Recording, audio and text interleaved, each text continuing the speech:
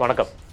நம்ம இன்னைக்கு talk with முத்தலிஃபில் பல்வேறு அரசியல் சம்பந்தப்பட்ட விஷயங்கள் நம்ம இன்னைக்கு பேச இருக்கோம். குறிப்பாக சொல்லப்போனால் நேற்று தமிழ்நாட்டில் நடந்த மிக கொடிய விபத்துக்கள், 2 விபத்து மிக கொடூரமாக நடந்திருக்கு. அது மட்டும் இல்லாமல் கர்நாடகாலையும் ஒரு விபத்து நடந்திருக்கு. அது தொடர்ந்து கட்சிகள், எல்லா கட்சிகளுமே அரசியல் சம்பந்தப்பட்ட தேர்தல் விஷயங்களில் பரபரப்பாக செயல்பட்டு இருக்காங்க. அதிமுகலையும் தேர்தல் பரப்புரைக்காக, அது தேர்தல் அறிக்கை ரெடி பண்ணுறதுக்காக ஒரு குழு அமைச்சிருக்காங்க. பிரேமலதா அவர்களுடைய ஒரு வார்த்தை, அதுவும் பெரும் சர்ச்சைக்குரிய விஷயமா இருக்குது. அண்ணாமலை அவர்கள் சில விஷயங்களை நக்கலாக பேசியிருக்காரு. இந்த மாதிரி பல்வேறு விஷயங்கள் நம்ம பேசியிருக்கோம். அதுக்கு முன்னாடி 93வது எபிசோடை தாண்டி இந்த டாக் வித் முத்தலிஃப் போயிட்டு இருக்கு. 100வது எபிசோடு அன்றைக்கு என்னுடைய சபரிமலை நான் போக வேண்டியிருக்கிறதுனால அந்த எபிசோடை கொஞ்சம் பண்ணுறது கொஞ்சம் கடினமான ஒரு விஷயம். ஆனால் உங்களுக்கு தேவையான டாக் வித் முத்தலிஃப் ரெகுலராக வந்துட்டுருக்கோம். இந்த 100வது எபிசோடு உங்கள் கூட நாங்கள் இருந்து இதை பேசலான் இருக்கோம். நேயர்கள், வாசகர்கள் உங்களுடைய கேள்விகளை முத்தலிஃப் அண்ணன்ட்ட நீங்கள் என்னெல்லாம் கேட்கணும்னு நினைக்கிறீங்களோ அதை கமெண்ட்ஸில் கொடுத்தீங்கன்னா அதற்குண்டான பதில்களை நாங்கள் நீங்கள் அந்த 100வது எபிசோடில் ஒளிபரப்ப காத்திருக்கோம்.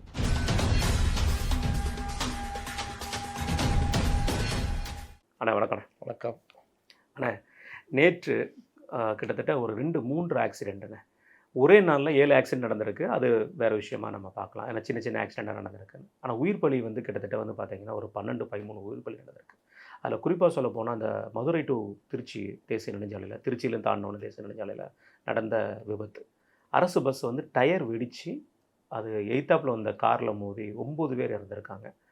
அந்த கோர விபத்தில் இறந்தவங்களுக்கு, அந்த குடும்பத்துக்கு நம்ம ஒரு ஆழ்ந்த இரங்கலை தெரிவிச்சுப்போம். எல்லா குடும்பங்களுக்குமே ஆழ்ந்த இரங்கலை தெரிவிச்சுப்போம். அடிப்பட்டவங்க மீண்டு வரணும்னு சொல்லி நம்ம பிரார்த்திப்போம். அந்த விபத்தை எப்படி பார்க்குறீங்க? இன்றைக்கி இருக்கிற வசதிகளில் சாலைகள் ரொம்ப பெரிய அளவில் பயன்படுத்தப்படுது. அதில் போக்குவரத்து சாலைகள், வாகன பெருக்கம், கார்கள் நீங்கள் பார்த்தீங்கன்னா அதிக விபத்துகளுக்கு காரணமாக அமைஞ்சது சின்ன சின்ன கார்கள். இந்த மாதிரி மோதல் இருக்கும். பேருந்துகள்னு பார்த்தீங்கன்னா ஆம்னி பஸ்ஸும் போக்குவரத்து கழக பேருந்துகளும் பார்த்தீங்கன்னா அதற்குரிய வாகன ஓட்டுநர்கள் மிகுந்த அனுபவம் உள்ளவர்களாக இருப்பாங்க. பெரும்பாலும் அந்த விபத்துகள் நடக்கிறது ரொம்ப வாய்ப்பு கம்மி. ஆனால் சமீப காலமாக ஆம்னி பேருந்துகளுடைய மோதலும் இந்த அரசு பேருந்து விபத்தும் நடந்தது. இன்னொன்று பாருங்கள், அதிக சாலை விபத்துகள் நடக்கிற மாநிலம் தமிழ்நாடு. இந்த ஆண்டு கடுமையான இது. அதுக்கு முக்கியமான காரணம் வாகன பெருக்கத்துக்கு ஏற்ற அளவுக்கு சாலைகள் இல்லை. சாலைகள் 6 வழி சாலை இந்த மாதிரிலாம். நீங்கள் உளுந்தூர்பேட்டை வரைக்குமே இன்றைக்கி பெரிய அளவு டிராஃபிக்கு பெரிய அளவில் இருக்குது. ஆமாம், அதிக விபத்து நடக்கிற இதில் உளுந்தூர்பேட்டையும் கிருஷ்ணகிரியும் முன்னணியில் இருக்குது. அப்போ வாகனங்கள் ஒன்றை ஒன்று முந்தி செல்வது, இன்னொன்று இந்த போக்குவரத்து விதிகளை மதிக்கிறதுன்றது இல்லாமல் இப்போ ரொம்ப சாதாரணமாக ஆயிடுச்சு. அது காரணம் என்னன்னா, முன்ன ஓட்டுநர்களுக்கு முறையாக பயிற்சிகள் ஆர்டிஓ ஆஃபீஸில் அந்த மாதிரி விஷயங்கள்லாம் சொல்லுவாங்க. இன்றைக்கி லைசன்ஸ் எப்படி எடுக்கிறாங்கன்னு தெரியல. ஒரு வாகனம் ஹைவேஸில் ஓட்டுறதுக்கும் சாலைகளில் ஓட்டுறதுக்குமே வித்தியாசம் இருக்குது. இங்கே ஓட்டுறவங்கலாம் கார் வாங்கிட்டு சொந்த ஊருக்கு எடுத்துகிட்டு போகணுன்னு, பெருமையாக எடுத்துகிட்டு போகணுன்ட்டு ஹைவேஸில் ஓட்டுறாங்க. ஹைவேஸில் கூட போங்க, தப்பு கிடையாது. பகலில் ட்ராவல் பண்ணுங்க. விடிய காலைல நல்லா தூங்கி எழுந்திரிச்சிட்டு ஆரம்பிச்சிங்கன்னா ஒரு 2 ஹவர் 3 ஹவர் ஓட்டிட்டு எங்கேயா ஒரு 10 நிமிஷம் ரெஸ்ட் எடுத்துகிட்டு மறுபடியும் அப்படி ஓட்டிகிட்டு போனீங்கன்னா அது கரெக்டாக இருக்கும். இவர்கள் ஏதோ ஹைவேஸில் பல ஆண்டுகள் ஓட்டின லாரி டிரைவர்கள் மாதிரி காரை இங்கே வாங்கி இன்ஸ்டால்மெண்ட்டில் வாங்கிட்டு குடும்பத்தோடு எடுத்துகிட்டு போகிறது. அப்போ அந்த தூக்கம், கவனச்சிதறல், இந்த மாதிரி விஷயங்கள்லாம் போய் வாகனம் இது ஓவர்டேக் பண்ணுறது கூட நீங்கள் ஹைவேஸில் குறைந்தது ஒரு 10 மீட்டராவது கேப் விட்டு தான் நீங்கள் போகணும். ஓவர்டேக் பண்ணுறதுன்றது நீங்கள் லைட்டாக நீங்கள் பார்க்கும் பொழுது அந்த வாகனம் நம்ம டிஸ்டன்ஸு ப்ளஸ் எதிரில் வர வாகனத்துடைய டிஸ்டன்ஸ் பார்த்தா ஓவர்டேக் பண்ணணும். முறையாக ஹார்ன் கொடுத்து இது பண்ணணும். இன்னொன்று, எதிரில் வர வாகனம் அவனும் வேகமாக தான் வரான், நீங்களும் வேகமாக தான் வர்றீங்க. அவன் வரதுக்குள்ளே முந்திடலான்னு நினைக்கிறப்ப தான் இது போக்குவரத்து பேருந்துகளை இந்த மாதிரி வேலையை பண்ணி சமீபத்தில் பார்த்தீங்கன்னா ஒரு 3 பேருந்து முட்டிட்டீங்க. ஒன்று ஓவர்டேக் பண்ண எதிரில் வந்த வண்டின்னு. அதே மாதிரி இன்னொரு விபத்து பார்த்தேன். கார் எனக்கு என்னென்னு முழு வேகத்தில் ரைட்டில் வராங்க, பேருந்தில் போய் மோதுறாங்க. அப்போ இதுதான் நான் சொல்ல வர்றது. இந்த டர்னிங்கில் நீங்கள் அந்த வேகத்தோடு திரும்பும் பொழுது கட்டுப்பாட்டை இழக்கிறது. நீங்கள் இடது பக்கம் திரும்பும் பொழுது என்ன ஆகும்னா, வலதுபுறம் வர்றவனுக்கான கேப் கொடுத்து தான் நீங்கள் இடது பக்கமாக திரும்பணும். இதெல்லாம் இப்போ இல்லை. இங்கே சென்னையெல்லாம் பார்த்தீங்கன்னா படுமோசம். நீங்கள் சாலையில் வலதுபுறம் இடதுபுறம் திரும்புறதுலையே பல இதில் எனக்கு என்னென்னு, வலதுபுறம் திரும்பினீங்கன்னா இவர் வலது ஓரமாக திரும்புகிறாப்புல. ஆமாம். இல்லாட்டி சாலை திரும்புகிற இடத்துல வாகனத்தை நிறுத்தி வச்சிருக்கிறது. அப்போ இவங்க பாட்டில் எனக்கு என்னென்னு வர்றது, மோதுறது, இந்த மாதிரிலாம். இதில் நான் குறிப்பிட வேண்டியது என்னென்னா, இந்த ஆம்னி பேருந்து விபத்து அரசு போக்குவரத்து கழகம் இன்னைக்கு அண்ணாமலை கூட அதை சொல்லியிருக்காரு. நேற்று அன்புமணி உடனே கண்டிச்சிட்டாரு. பராமரிப்பின்மைன்றது ஒரு பெரிய பிரச்சனை. டயர்கள் ரொம்ப இதுவாக இருக்கணும். டயர் வெடித்து ஒரு பஸ் விபத்துனா அது ரொம்ப என்ன கேட்டால் இப்போ விமான விபத்துலாம் நடந்ததுன்னா தடயவியல் சோதனையில் கடுமையாக்குவாங்க. அந்த விமான நிறுவனத்தை சர்வதேச விமான அந்த இதுக்கான நிறுவனங்கள் அந்த இது அந்த விமான நிறுவனம் இது எல்லாமே வந்து ஆய்வு பண்ணுவாங்க. எதனால் விபத்து நடந்ததுன்னு சில அதுக்குன்னு டாக்குமெண்ட்ரிலாம் இருக்குது பாருங்கள். இதில் நேஷனல் ஜியோகிராஃபிக் சேனல்லாம் இருக்கும். ஒரு போல்டு லூஸ் ஆனதுனால வந்த விபத்து 200 பேர் உயிரை குடிச்சதெல்லாம் இருக்குது அது டாக்குமெண்ட்ரியில். அப்போ அது கவனமின்மை. அந்த மாதிரி இந்த மாதிரி விபத்துகளுக்கு உங்களுக்கு உடனடியாக அந்த வெறுமனே ஆக்சிடெண்ட்டு கிளியர் பண்ணிட்டோம் போயிட்டோன்றது இல்லாமல் ஏன் இந்த வாகன விபத்துக்குள்ளாச்சு, ஏன் டயர் வெடிச்சது, டயர் வந்து என்ன மாதிரி டயரு, எப்போ வாங்கின டயரு, இல்லை ரீட்ரெட் டயரா, பெரும்பாலும் இந்த வேலையை பண்ணுறாங்க. ஃப்ரண்ட் வீலு ரீட்ரெட் டயர் போட மாட்டாங்க. இல்லாட்டி வழுக்க டயர் ஓடிக்கிட்டு இருக்கதும் நீங்கள் ஹீட்டில் வெடிச்சிடும். அப்போ அந்த டயர் வெடித்த காரணம் என்ன, இல்லை புது டயராக இருந்தால் அந்த டயர் வெடித்ததுக்கு என்ன காரணம்னு இது பண்ணி அந்த கம்பெனி ஏன்னா எதிரில் இறந்து போன 9 பேர் உயிர் என்ன சாதாரணமா? பாவம். 2 கார்கள் நடந்தது. 2 கார்கள் நடந்தது. அப்போது டயர் உண்மையிலே சொல்கிறேன் அந்த ஓட்டுநரை பாராட்டணும். டயர் வெடித்ததுக்கு உங்களுக்கு அவர் ஏதோ இது பண்ணி சமாளித்து எதிர் ரோட்டுக்கு போயிடுச்சு அந்த வண்டி. அவர் இன்னும் வேறு ஏதாவது பண்ணியிருந்தாருன்னா வண்டி கவிழ்ந்து பக்கத்தில் பெட்ரோல் பங்க்கு என்ன இருக்குது வண்டி கவிழ்ந்து இருந்திருந்தாலும் பெரிய விபத்தாயிருக்கும். நீங்கள் ஒன்றும் பண்ண முடியாது. நீங்கள் 80-100 கிலோமீட்டர் வேகத்தில் போகும்பொழுது டயர் வெடிச்சதுன்னா நீங்கள் என்ன பார்க்க முடியாது. அப்போ அந்த மாதிரி வேகத்துக்கு ஏற்ற மாதிரி அந்த டயர் ஏன் வெடிச்சதுன்றதை ஆய்வுக்கு உட்படுத்தணும். இன்னொன்று நான் பார்த்த ஒரு கேவலமான விஷயம், இன்றைக்கி ஊடகங்கள் எந்த அளவுக்கு இம்மெச்சூரிட்டியாக இருக்காங்க, மெச்சூரிட்டி இல்லாமல் இருக்காங்கன்றதுக்கு நான் பார்த்தது முதல்ல இந்த எடிட்டர்களுக்கு ட்ரைனிங் கொடுக்கணும்னு நினைக்கிறேன். ஏன்னா ஒரு ஆக்சிடெண்ட்டுக்கும் ஒரு கொலைக்கும் வித்தியாசம் இருக்குது. ஒரு மோட்டார் வெஹிக்கிள் ஆக்ட்டுக்கும் ஐபிசி இப்போ பிஎன்எஸ் சொல்கிறாங்களா இதுக்குமே வித்தியாசம் இருக்குது. ஏன் வித்தியாசம் இருக்குன்னா ஆக்சிடெண்ட்டுன்றது அது ஆக்சிடெண்ட்டு தான், அது மோட்டார் வெஹிக்கிள் ஆக்டில் தான் வரும். அப்போ அந்த ஓட்டுநர் அந்த இடத்துல அவர் கண் அசந்து போய் பண்ணால் கூட அவரை நீங்கள் ஒன்றும் பண்ண முடியாது. அப்படி இருக்கும் பொழுது வாகன டயர் வெடிச்சதை அவர் கண்ட்ரோல் பண்ணியிருக்காரு, கொண்டு போய் எதிரில் போய் இடிச்சிடுச்சு, அவர் மேலே ஃபார்மல் அரெஸ்ட் பண்ணுவாங்க. முன்னாடி பழைய செக்ஷன் ஐபிசி 304A அதாவது அஜாக்கிரதையாக இருந்து விபத்து ஏற்பட காரணமாக இருத்தல், உயிரிழப்பு ஏற்படுறது காரணமாக இருத்தல், அந்த மாதிரி பிரிவுகள்லாம் போடுவாங்க. இது எல்லா இதுக்கும் வரும். இது ஆக்சிடென்ட் இது கேஸு. அது ஒரு ஃபார்மல் அரெஸ்ட் கூட பண்ணுவாங்க. 9 பேர் இறந்துருக்காங்கன்னா பண்ணிவிட்டு ரிலீஸ் பண்ணுவாங்க, லைசன்ஸ் சஸ்பெண்ட் பண்ணுவாங்க, வழக்கு நடக்கும், வழக்கு விசாரணையில் அவர் மேலே இது இல்லைன்னு வரும், இன்சூரன்ஸ் எல்லாம் இது. ஆனால் முதல் தடவையாக நான் பார்க்குறேன் அந்த டிரைவர் ஏதோ கொலை குற்றவாளி மாதிரி ஒரு ஃபோட்டோவை போட்டு நியூஸ் போட்டுக்கிட்டு இருக்காங்க. டிரைவர் கைதுன்னு ஒரு ஃபோட்டோவை போட்டுக்கிட்டு இருக்கிறாங்க. ரொம்ப ஒரு வன்மையாக கண்டிக்கணும். ஏன்னா போன வாரம் ஒரு 10 நாள் முன்னாடி புதுக்கோட்டையில் நடந்த விபத்து இதே மாதிரி 11 பேர் இருந்தாங்க, ஃபோட்டோ வரலையே. என்னன்னா எனக்கு ஒன்றுமே புரியல. எனக்கு இது என்னன்னு சொல்லுவீங்க? அவர் நேருக்கு நேராக யோசிச்சு பாருங்க. அந்த குடும்பம், அந்த வாகன ஓட்டுநருடைய குடும்பம், அவங்க வீட்டில் அவங்க சொந்தக்காரங்க எல்லாருமே என்ன ஆவாங்க? இது முதல் தடவை பார்க்குறேன். இதுக்கு முன்னாடி இதே அயோக்கியத்தனத்தெல்லாம் எங்கள் காலத்துலாம் பண்ணியிருந்தாங்க. இது பாலியல் வழக்கில் கைதாகிற பெண்களை ஃபோட்டோ போடுறது, குழந்தைகள் இந்த மாதிரி இதெல்லாம் இது பண்ணுறது, குழந்தைகளை அடாலப்படுத்துறது. எனக்கு தெரிஞ்சு தமிழகத்துடைய முன்னணி ஊடகம் அவங்கெல்லாம் இருக்கிற திமிர்லாம் கொஞ்சம் நெஞ்ச திமிரில் இன்றைக்கும் கற்பழிப்பு தான் எழுதிட்டு இருப்பாங்க. அசிங்கமான வார்த்தை. கற்பை பொதுவில் வைப்போன்னாரு பாரதியார். கற்பு அழிப்புன்னெலாம் ஒன்றும் கிடையாது. பாலியல் வன்கொடுமை, பாலியல் பலாத்காரம். இன்றைக்கி எல்லா நாகரிக உலகத்தில் இதை போடுறோம். ஆனால் அவன் மட்டும் கற்பழிப்பு தான் எழுதுவான் இன்றைக்கும். இந்த வார்த்தையை யூஸ் பண்ணக்கூடாது. இன்னும் பல பேர் யூஸ் பண்ணிட்டு இருக்காங்க, பல தலைவர்களோடு யூஸ் பண்ணுறாங்க. அவங்க எல்லாருக்குமே சொல்ல வேண்டியது தான், கற்பழிப்புன்ற வார்த்தை கிடையாது. அது என்ன கற்பு இருந்துச்சு, இவன் பலாத்காரம் பண்ணவன் அழிஞ்சிடுச்சா? அப்போ இந்த வார்த்தைன்றது ஒரு வழக்கொழிந்து போன வார்த்தை, நாகரிகமற்றவர்கள் பயன்படுத்துகின்ற வார்த்தை. பாலியல் பலாத்காரம், பாலியல் வன்கொடுமை, இந்த வார்த்தைகள் தான் இப்போ நாகரிக சமூகத்தில் பயன்படுத்துகிறோம். அதில் ஒரு 6 வயசு குழந்தைய நான் இருந்த காலத்தில் ஒரு 2010 காலத்தில் அந்த குழந்தைய அம்மாவையும் ஃபோட்டோ குழந்தைய தூக்கி வச்சிருக்க மாதிரி, இந்த குழந்தை தான் பாலியல் பலாத்காரம் உட்பட்ட குழந்தை அப்படின்னு இப்படிலாம் போட்டானுங்க. இவனுங்களுக்கு மரியாதை நான் கொடுக்க மாட்டேன்.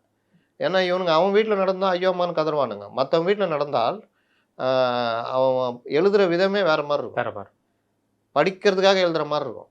இப்படிப்பட்ட ஆட்கள் இருக்கவே கூடாது இந்த துறையில். அப்போது அந்த பரிவோடு அணுகிறது, விக்டிமை பரிவோடு அணுகிறது, விக்டிமுடைய அடையாளத்தை அதுக்கப்புறம் சட்டம்லாம் வந்தால் பிறகு தான் பயந்து போய் கம்னு இருக்கானுங்க, இல்லாட்டி போடுவானுங்க. அதனால் இவனுங்க இந்த மாதிரி விஷயத்தில் தான் ஒரு மெச்சூரிட்டி இல்லாமல் முன்னணி ஊடகங்களில் இந்த மாதிரி போடுறதெல்லாம் இவங்கெல்லாம் எடிட்டருங்களாம் என்ன பண்ண பாதி எடிட்டருக்கு வேறு வேலை இருக்குது. எவனும் சேனலில் உட்காந்துலாம் பார்க்கறது கிடையாது. ரன் டவுன் பார்க்கறது இல்லை, எதையும் பார்க்கறது இல்லை. அதனால தான் இப்படி கேடு கட்டு போய்கிட்டு இருக்குது. அதனால் விபத்துகள்ன்றதுக்கு வந்து பல பின்னணிகள் இருக்குங்க. முதல்ல ஆர்டிஓ, சாலையுடைய தரம், போக்குவரத்து பணிமனைகளில் அந்த பராமரிப்பு, ப்ளஸ் நான் சொல்கிறேன்னு இந்த சாலைகளில் வாகனங்கள் புதுசாக வாகனம் நான் எல்லாருக்குமே சொல்கிறேன். நீங்கள் வாகனம் வாங்கிக்கிங்க, உங்கள் கனவாக இருக்கட்டும், நீங்கள் வாகனத்தை ஓட்டுங்க. உங்களுக்கு பயிற்சி இருந்தால் ஹைவேஸில் ஓட்டின பயிற்சி இருந்தால் ஓட்டுங்க. புதுசாக வாங்கிட்டு இங்கே உருட்டிக்கிட்டு இருந்துட்டு நான் ஹைவேஸில் எங்கள் சொந்த ஊருக்கு போவேன்லாம் பைத்தியக்காரத்தனம் பண்ணாதீங்க. அதிலும் இரவில் ட்ராவல்ன்றது பைத்தியக்காரன். ரொம்ப எனக்கு தெரிஞ்ச ஒருத்தர் ரொம்ப இள வயசு ஒரு வங்கியில் மேனேஜர், நல்லா பழகி கூடியிருந்தார். ஒரு நாள் நைட்டு இங்கே இருந்து 7:30 மணிக்கு கிளம்பி போயிருக்காரு. பெரிய பள்ளம், யாரை போய் குறை சொல்லுவீங்க? இவங்கெல்லாம் அந்த அதிகாரிங்களை வாழ்நாள் ஜெயிலில் போடணும். பள்ளத்தில் வண்டி விழுந்தோன்னா அவருக்கு நெஞ்சில் ஸ்டேரிங் அடிச்சிருக்கு. இது இருந்தாலும் அவர் சீட் பெல்ட் ஏதோ போடல போல். இன்னொன்று நான் சொல்கிறேன், ஹைவேஸில் கண்டிப்பாக அனைவரும் சீட் பெல்ட் போடணும். இந்த பின்னாடி உட்காந்துருக்கவங்க வாகனத்தில் விபத்தில் சாகிறதுக்கு அடிப்படையை பின்னாடி உட்காந்துருவங்க அடிக்கும் போது சீட் பெல்ட் போடலன்னா முன்னாடி வந்து சேரில் இதெல்லாம் மோதி மண்டை உடஞ்சி இறக்குறது தான் அதிகம். டிரைவரு இருக்கையில் உட்காந்துருக்காரு, அந்த சீட் பெல்ட் போடலன்னா அந்த பலூன் காப்பாற்றணும்னு நினைக்கிறதான் பைத்தியக்காரன். பலூனை அடிச்சிடும். ஒரு 5 வயசு பையன் இப்போ லேட்டஸ்ட்டாக செத்து போனான் சீட் பெல்ட் போடாமல். அந்த பயமே நமக்கு வேற மாதிரி இருக்கும். ஆமாம், பலூன் ஓப்பன் நார்மலாக தான் கூட வேற கதை. அந்த பலூன் ஓப்பன் ஆகும் இன்னும் கொஞ்சம் பயம் வரும். நீங்கள் முன்னாடி போகிறீங்க, பலூன் உங்களை அடி அப்போ என்ன ஆகும்னா நீங்கள் இறந்துருவீங்க. அது வந்து நீங்கள் அந்த ஒருத்தர் இப்போது லேட்டஸ்ட்டாக சின்ன மோதல் தான், பையனை வச்சுட்டு ஜாலியாக விளையாடிக்கிட்டே உட்காந்து போயிருக்கான். சின்னதாக ஏதோ ஒரு வண்டியில் அடித்தார், பலூன் வந்து அடிச்சதில் பையன் செத்து போயிட்டான். அதனால் பலூன்னாலே விபத்து வரும். அப்போ நீங்கள் சீட் பெல்ட் போட்டுட்டிங்கன்னா பலூனுக்கும் உங்களுக்கு மன டிஸ்டன்ஸ் அது குறைக்கும். பலூன் உயிரை காப்பாற்றுறது தான், ஆனால் உயிர் எடுக்கிறது தான் மாறக்கூடாது. சீட் பெல்ட் ரொம்ப முக்கியம். இன்னொன்று நள்ளிரவு பயணம், இரவு நேர பயணத்தை தவிர்த்துடணும். ஏன்னா நீங்கள் வந்து பயிற்சி பெற்ற ஓட்டுநர்கள் இல்லை. வண்டி ஓட்டுறவங்களாம் ஓட்டுநர் கிடையாது. வண்டி ஓட்டுற நல்ல டிரைவரு பின்னாடி வரவனுக்கு தொல்லை இல்லாமல் ஓட்டுறவங்க தான் நல்ல டிரைவர். இங்கே அதெல்லாம் கிடையாது. இவன் ஒரு உலகத்தில் இருக்கிறான், இவன் வேறு பண்ண மாட்டேன், அப்படியே நிற்பான், ஸ்லோவாக போவான். இவனுக்கு அப்புறம் பார்த்தீங்கன்னா 10 வண்டி கேப் இருக்கும். இவன் ஊர்வலம் கூப்பிட்டு வருவான். இந்த ஜென்மங்கள்லாம் நம்ம ஒன்றும் பண்ண முடியாது. அதனால் தயவு செய்து இந்த வேலை பண்ணாதீங்க. சீட் பெல்ட்டு போட்டு வாகனம் ஓட்டணும். பகல் நேர பயணம் பெஸ்ட்டு. கண்டிப்பாக சமூகத்துக்கு ஒன்றான அக்கறையான நம்ம விஷயங்களை பார்க்கணும். ஏன்னா மறைமலை நகரில் கூட நின்றுட்டு இருந்த பசங்க பஸ்ஸு வந்து மோதி இறந்து போயிட்டாங்க. அது ரொம்ப கொடுமையான விஷயமா பார்க்கப்படுது. சாலையில் இந்த இது போகிறாங்கல்ல, இந்த இது ஐயப்பா இது பழனி பாத யாத்திரை, இது நம்ம வேளாங்கண்ணி, இவங்க எல்லாருக்குமே போலீஸு இந்த ஹைவே பேட்ரால்லாம் எச்சரிக்கை கொடுக்கணும். நேற்று கூட ஒரு இது பார்த்தேன், இவ்வளோ ஸ்டிக்கர் முதுகில் ஓட்டுறாங்க, இவ்வளோண்டு. சரி, ஏதோ ஒன்று அதையாவது ஓட்டுறீங்கன்னு பாராட்டணும். நீங்கள் நைட்டில் அதே மாதிரி நடந்து போனாலும் விபத்து வரும். ஏன்னா அவன் ஒரு வேறு கவனத்தில் ஓட்டுவான், அவனுக்கு இந்த நீங்கள் நடந்து போகிறீங்கிறதெல்லாம் தெரியாது. இவன் எதையுமே போட மாட்டான், கருப்பு ட்ரெஸ் போட்டிருப்பான், இருட்டில் நடந்து போவான். அப்போ வந்து கும்பலில் யாராவது ஒரு மோதிச்சுன்னா ஒரு 4-5 பேர் இறக்க நேரம். அப்போ நீங்கள் அந்த ரிஃப்ளெக்டரு ஸ்டிக்கரு அந்த இது விற்கிது ஜாக்கெட்டு, மிஞ்சி போனால் ஒரு 100 ரூபா 150 ரூபா 200 ரூபா இருக்கும். அது போட்டுக்கிட்டிங்கன்னா ஒரு 100 அடி தூரத்தில் அவன் வரும், 100 மீட்டருக்கு முன்னாடி வரும்போது அவனுக்கு காமிக்கும். அப்போது ஏதோ யாரும் நடந்து போகிறாங்கன்னு பார்த்து போவான். இன்னொன்று, இந்த பாத யாத்திரை போகிறவங்க நைட்டில் போகிறதுன்றதை தவிர்த்துடணும். அது ரொம்ப முக்கியம். இந்த மாதிரி விஷயங்கள்லாம் கடைப்பிடிச்சா விபத்து பெரும்பாலும் நடக்குது. குழந்தைங்களை கூப்பிட்டு போகும்போது பார்த்தீங்கன்னா பெற்றோர் சாலையில் நடந்து போக ரைட் சைடில் பிடிச்சிட்டு போவாங்க முட்டாள்தனமாக. ஆமாம், வாகனம் அது ஏதாவது கையை நிட்டுனா கூட போகிற வாகனம் அடி போட்டுரும். குழந்தைகளை நீங்கள் லெஃப்ட் சைடில் விட்டு நீங்கள் தான் நடந்து போகணும். அதே மாதிரி நீங்கள் ரோடுக்கு எதிர் சைடில் தான் நடந்து போகணும். வாகனம் பின்னாடி போகுது, இந்த ரோட்டில் நடந்து போகக்கூடாது, அந்த இதில் ரோட்டில் குழந்தைய அந்த சைடில் நடத்தி போகணும்.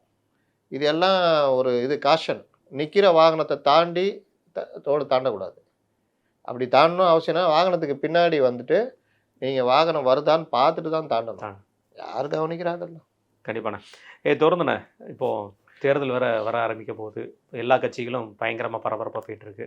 இல்லை, நேற்று வந்து திமுக சார்பாக வந்து நம்முடைய அமைச்சர் சேகர்பாபு அவர்கள் நாகூர் ஹனிபாவுடைய 100ஆண்டு விழா நடத்தியிருந்தார். அதில் வந்து முதல்வர் பேசியிருந்தார். அது என்ன தேர்தல் வந்தோன்னா நாகூர் ஹனிபா வந்துடுறாரு? அதுதான் நான் மென்ஷன் பண்ணிட்டே சொன்னேன் நான். ஏன்னா இவ்வளோ வரைக்கும் நாகூர் ஹனிபாவுக்கு நாகூர் ஹனிபா இன்னும் நான் வச்சுருக்கீங்களா அப்படிங்கிற மாதிரி தான் நமக்கே தோணுச்சு. அதில் குறிப்பாக சொல்ல போனால் வந்து நம்ம சானவாஸ் அவர்கள் அவர் பேசின விஷயம் வந்து ரொம்ப ஒரு பரபரப்பாக பேசப்படுதுன்னு 2 விஷயம். ஷானவாஸ் இந்த இதில் திமுக ஸ்போக்ஸ் பர்சன் திமுகவோட சார்பு அணி எல்லாம் பிரிவு ஸ்போக்ஸ் பர்சன். Sports person. அதில் முதல் ஒரு அதிர்ச்சிக்குரிய விஷயம் பேசப்பட்டது என்னன்னா, யூபியில் வந்து முதல்வர் அவர்கள், நம்முடைய முதல்வர் அவர்கள் அன்றைக்கு முதல்வராக இருந்தால், அன்றைக்கு கலைஞர்ல இருந்தாரு. ஆமா, அது ஜெயலலிதா இருந்தாங்க. அயோத்தியை தொட்டிருக்க மாட்டாங்க, பாபர் மசூதியை விட்டுருக்க மாட்டாரு அப்படிங்கிற ஒரு விஷயத்த சொல்லியிருக்காருன்னு. இது எப்படி நம்ம இந்த விஷயத்தை எவ்வளவு விழுந்து விழுந்து சிரிக்கிறதா, அது எப்படி? ஏன்னா ஊபிக்கு அவர் முதல்வர் தான், உடன்பிறப்புக்கு முதல்வர், அதில் மாற்றுக்கிறது இல்லை. இப்படி ஒரு இந்த அளவுக்கு சொல்லிருப்பாரு, ஊபி முதல்வரா இருந்தா அப்படின்னு சொல்லியிருப்பாரு. நீங்க உத்தரப்பிரதேசம் நினைச்சிட்டு இருப்பீங்க. இந்த அளவுக்கு பாராட்டு தேவையான உன் வாயி உன் உருட்டு அப்படின்னு சொல்லுவாங்களே சமூக வலைதளங்கள்ல, அந்த மாதிரி நீ பேசு, ஏக்கராக்கரங்களையா புகழ்வ. அதுக்காக அடுத்த சீட்டு வேணும்ல, அதுக்காகவா? அதுக்காக ரொம்ப மோசமாக பேசுறது அவர். ஆளு ஷானவாஸ் பல இது எனக்கு என்னன்னு பேசுறது, தப்பான தரவுகள் பேசுறது. நாகூர் அனிபாவை இவங்க எப்படி நடத்தினாங்க. இப்போ நாகூர் அனிபா பையனுக்கு சீட்டு கொடுங்களேன். நீங்கள் உண்மையிலே தானே ஏதோ சிறுபான்மை காவல்ன்றீங்களா? நாகூர் அனிபாங்க நடத்துறீங்களா? சாதிக் பாட்சா என்ன பண்ணீங்க? எந்த சாதிக் பாட்சா? அவர் கொள்கை பரப்பு செயலாளர், பொது பொருளாளர் இருந்தவர். அவருக்கு 100ஆண்டு விழா கொண்டாட வேண்டியதானே? மறந்துட்டாங்க, நீங்க ஞாபகப்படுத்திட்டீங்க. வயசு தாண்டி இருக்குமோ? இல்ல யார் சாதிக் பாட்சான்னு தெரியாது, அதனால யோசிக்கிறாங்க. திமுகலே யாருக்கும் தெரியாது. இதுல போய் மற்றவங்கள்ட்ட கேட்கறது தற்கொலைகள். உங்களுக்கு 50 தலைவர், உனக்கு சாதிக் பாட்சாவை தெரியுமாயா? அவ்வளவுதான். திமுக பொருளாளர் சாதிக் பாட்சாவை தெரியுமா? பேராசிரியரே இப்போ உள்ளவங்களுக்கு பாதி பேர் தெரியுமா? யார் இவர் எங்கேயோ பார்த்த மாதிரி இருக்குது அப்படின்னு. அப்போ இந்த விவகாரங்கள் எல்லாருமே வந்து, அதாவது நீ இப்படி புகழ்றியா, நான் உச்சத்தை தொட்டுட்டேன்டா புகழ்றதுல, இதுக்கு மேல ஒருத்தன் புகழ முடியாதுடா. அமெரிக்க அதிபர்னு வேணா சொல்லிக்கலாம், முடிஞ்சது. புஷ்ஷு, அதாவது 90களில் அதே வருஷம் தானே, 90 தானே வார் நடந்த ஈராக் அமெரிக்கா. அப்போது மட்டும் எங்கள் தலைவர் தானே, எங்கள் முதல்வர்னு வச்சுக்கலாமா, அப்படிதானே சொல்றாரு அவரு. ஆமா, எங்கள் முதல்வர் மட்டும் அமெரிக்க அதிபராக ஈராக் அதிபராக இருந்திருந்தால் புஷ்ஷை வேட்டையாடி இருப்பார் அப்படி சொல்லலாமா? சொல்லிடுறோம். இதுக்கு அடுத்தது அப்படிதான் சொல்ல முடியும், வேற இதுக்கு மேல இல்ல. ஆமா, இந்தியா தாண்டிட்டாங்க, உத்தரப்பிரதேசம் போயிட்டாங்க. அது என்ன சொல்றது, நான் அதுக்கு மேல ஒன்றும் சொல்றதுக்கு இல்லை. இதை தொடர்ந்து அதில் பேசும்போது இன்னொரு விஷயம் பேசினாரு. சிறுபான்மையினருக்கு வெறும் கேக்கு வெட்டி கொண்டாடுறது மட்டும் ஒரு தலைவரோட வேலை கிடையாது, சிறுபான்மையினருக்கு ஒரு பிரச்சனைன்னு வந்திருந்தா அந்த இடத்துல நிற்கிறது தான் ஒரு தலைவரோட வேலை அப்படின்னு சொல்லிட்டு, சிஏஜியில் எங்களை சிறுபான்மையினரை பாதிக்க மாதிரி ஒரு விஷயம் வரும்போது முன்னாடி நின்றவர் நம்மளுடைய முதல்வர். சிஏ அப்புறம் வந்து என்ஆர்சியில் என்ன பாதிப்பு வந்தது, அது நான் வரிசையாக வந்துடுறேன், அப்புறம் நீங்களே சொல்லுங்கண்ணா. என்ஆர்சியில் வரும்போதும் முன்னாடி நின்று தடுத்தவர் எங்களுடைய முதல்வர். அதுக்கப்புறம் சொன்ன வார்த்தை தானே, இந்த ஹிஜாப் பிரச்சனை வரும்போது தமிழ்நாடுக்கு வந்து ஒரு சிம்பிளாக வச்சுருந்தாராம். அந்த ஹிஜாப் தடை வரும்போது கர்நாடகாவில் மட்டும்தான் தடைங்கிறது ஒரு விஷயம் பேசப்பட்டது, அதுவும் தடைங்கிற சொல்லப்படல. அப்போ வந்து முதல்வர் வந்து ஹிஜாப் அணிந்த மாதிரி ஒரு வேடத்தை தமிழ்நாடு அரசில் வந்து சிம்பிளாக வச்சுருந்தாரு. இந்த மாதிரி எந்த முதல்வர் பண்ணியிருக்காரு? இப்படி பண்ணவர் தான் எங்களுக்கு வந்து பாதுகாவலராக பார்க்கப்படும், கேட்க வெட்டுறவரெலாம் எங்களுக்கு பாதுகாவலர் கிடையாது, இந்த தூய சக்தி தீய சக்தி இதில் தான் பார்க்கணும். 2002 எங்கே போனாராம்? கோத்ரா கலவரம் நடந்துச்சு, அன்னைக்கு எங்கே போனாராம் தெரியல. அன்னைக்கு என்ன பாதுகாவலராக இருந்தாராம்? இந்த சிறையில் இருக்கிறவங்க ரிலீஸ் பண்ணலையானே, அப்போ என்ன பாதுகாவலராக இருந்தார்? உன்னுடைய இதுலேயே சொல்லிட்டு தான் வந்தேன், சிறை கைதி விடுதலை வந்தவொடனே ஒரு கமிஷனை போட்டாச்சு. என்ன அப்போ தான் எப்போ கமிஷன் போட்டிருக்கேன்ப்பா முடிஞ்சு அப்படின்றது. நான் என்ன கேட்குறேன், சிஏஏ சட்டம் எங்கே வந்துச்சு? அந்த மாதிரி நீங்கள் தானே உருட்டுனீங்க. அது வந்து ஒரு குடியுரிமை வழங்குற சட்டம். அதில் வந்து இன்னும் இஸ்லாமியர்கள் என்ஆர்சி கொண்டு வரவே இல்லை. அப்படியே வந்தாலும் இஸ்லாமியர்களுக்கு என்ன பாதிப்புன்றது எது அதில் எங்கே சொல்லியிருக்கு? இல்லாத ஒன்று இப்போ எஸ்ஐஆரில் உருட்டுனாங்கல்ல, அதே உருட்டு தான் என்ஆர்சி சிஏல உருட்டுனாங்க. வந்துடும் அவ்வளோதான், தூக்கிடுவாங்க அப்படி இப்படின்னு. சில பேர் இப்போ கூட எஸ்ஐஆரில் வந்து என்கிட்ட பேசுகிறாங்க. நான் என்ன இருக்குது சொல்லுங்கள், நேற்று ஒருத்தர் பத்திரிகையாளர் பேசியிருந்தார். எஸ்ஐஆர் என்ன இருக்குது சொல்லுங்கள் அப்படின்னா, என்ன பிரச்சனை உங்களுக்கு? உங்கள் ஓட்டு இருந்தது, உங்கள் சுற்றி இருக்க இஸ்லாமியர்கள் ஓட்டில் அதெல்லாம் பார்க்க, அப்புறம் என்ன பிரச்சனை? இல்லை தலைவரை 97 லட்சம் நீக்கிட்டாங்க. 97 லட்சம்னா 22 லட்சம் பேர் இறந்துருக்காங்க, மீதி 66 லட்சம். 66 லட்சம்ன்றது இவங்க சொல்கிறது மொத்த கணக்கு வச்சாலும் 15%. ஆமாம், 28% வருஷம் போட மாட்டேங்கிறாங்க தேர்தலுக்கு, ஒவ்வொரு தேர்தலுக்கும். அதில் இந்த 15% இருக்கலாம்ல. சரி தேடி கண்டுபிடிங்க, உங்களை யாராவது தடுத்தாங்களா?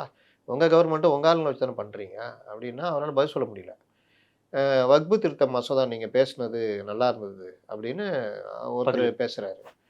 ஒரு இஸ்லாமிய பத்திரிகையாளர், அவர் ஆங்கில பத்திரிகையெல்லாம் பணியாற்றியவர், அவரே சொல்கிறாரு எக்ஸலண்ட்டு, நீங்கள் அந்த வக்பு திருத்த மசோதாலையும் இன்னொரு விஷயம் முத்தலாக் நீங்கள் பேசுனது ரொம்ப சிறப்பு அப்படின்றாரு. ஏன்னா முத்தலாக் பற்றியே நம்ம இவர்கள்ட்டே ரொம்ப தப்பான ஷாபானு வழக்கு இருக்குல்ல, ஆமா. அதுலேயே எல்லா இதெல்லாம் உருட்டுனாங்க அன்னைக்கு. ஆனால் அவரு கொண்டு வந்தது வந்து அவங்களுக்கு ஜீவனாம்சம் கொடுக்கணும், முஸ்லீம் பெண்கள் ஜீவனாம்சன்றது. அந்த ஜீவனாம்சம் நீங்கள் வாங்குறதுக்கே ரெஜிஸ்டர் மேரேஜ் பண்ணியிருக்கணும். ஏன்னா இவங்க இந்த இந்த கல்யாணம்லாம் பண்ணியிருந்தீங்கன்னா மாற்றி விட்டு போயிடுவாங்க. கண்டிப்பா. அதே மாதிரி தான் முத்தலாக்கும். முத்தலாக்ன்றது ஒரு வருட இதுக்கான இது. நீ அதை ஏமாற்றி வாட்ஸ்அப்பில் ஃபோனில் சொல்கிறத தடுக்குது அந்த சட்டம். அது அந்த பெண்களுக்கு பாதுகாப்பு தானே. இன்றைக்கி இஸ்லாமியர்கள் எந்த அளவுக்கு போயிட்டாங்கன்னா நிக்கா பண்ணுற அதே நேரத்தில் ரெஜிஸ்டரும் பண்ணுறாங்க. ஏன்னா அது காலம் மாறிட்டு வருது.